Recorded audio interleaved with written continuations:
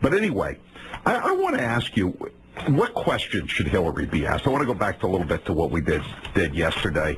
And there's one question that I thought of immediately. Now, do you remember this one? This was from 2008.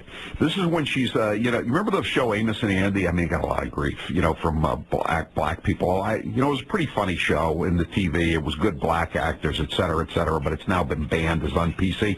Apparently, it was one of Hillary's favorite shows when she was a kid, because she's trying to sound here. She's trying to sound like either Ruby or Sapphire from the Amos and Andy show. This is cut number 13, Cindy. I don't feel no way tired. I come too far from where I started from. Nobody told me that the road would be easy. I don't believe he brought me this far to leave me. Madam Secretary is my first question for Hillary Clinton. I'm going by Rand Paul's suggestion. Madam Secretary, will you be using a black dialect in the 2016 campaign? Okay, now let's play cut number 14, Sandy. This is on her book tour last year. Go ahead. You have no reason to remember, but we came out of the White House not only dead broke, but in debt.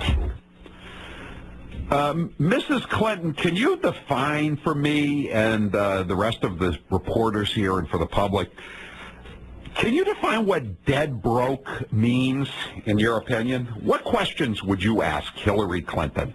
1-844-464-6943. Dan, you're next with Howie Carr. Go ahead, Dan. Hey, Howie. Sorry to start you off on a tangent, but I missed this segment. You're getting on this segment yesterday. I got two Obama questions. Go ahead. Hear 'em? Yeah, go ahead. I remember a couple times during the past 8 years when he was trying to court the hook and bullet crowd. I remember one time he went fly fishing out west, and I would ask him, Obama, dear Mr. President, what is the difference between a gray ghost and a woolly bugger?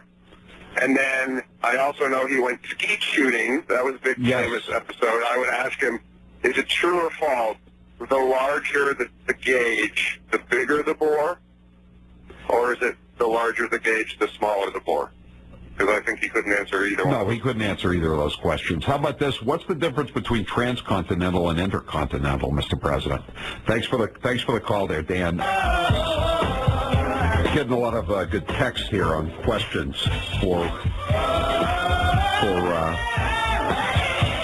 Hillary Clinton. How come Barack can call you Hillary and not be a sexist? Is he sexist?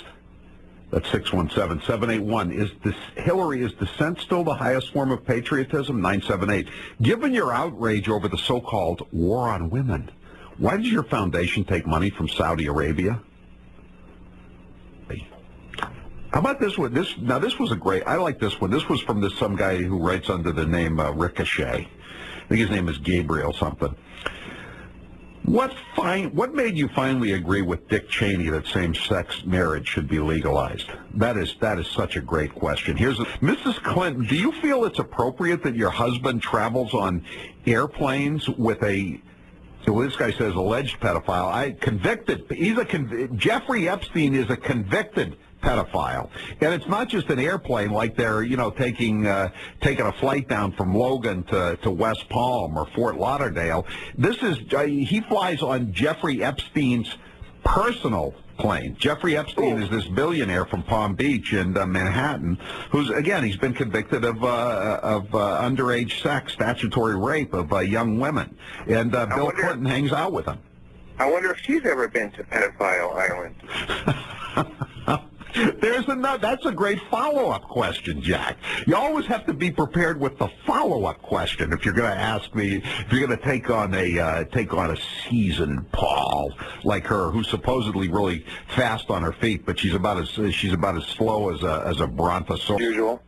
My question would be, I'd like to know if she's going to return the furniture in China that they took the first time. That is an excellent question. Yeah, she could already furnish the White House. Yeah, that's right. Well, they did return a few pieces of it, right, Rick? Some of the rarer specimens, I think they did return. How about this? Will you return the rest of the silverware. Yeah, the silverware. And the furniture that you stole from the White House. Yeah. That's good. Very good question, Rick. Thank you. And would she allow Jeffrey, Bill's friend, to babysit her grandchild? Oh, wow. Oh, that last one, Kevin, that is an excellent question. Would you allow your husband's dear friend, and he, by the way, he's also a contributor to the foundation, right? Yes, and for that matter, would she even allow Bill to babysit her grandchild? Thank you, Kevin. Okay, hold on. We'll be right back. We'll take some more. Hang on, everybody that's on the line. 1-844-46.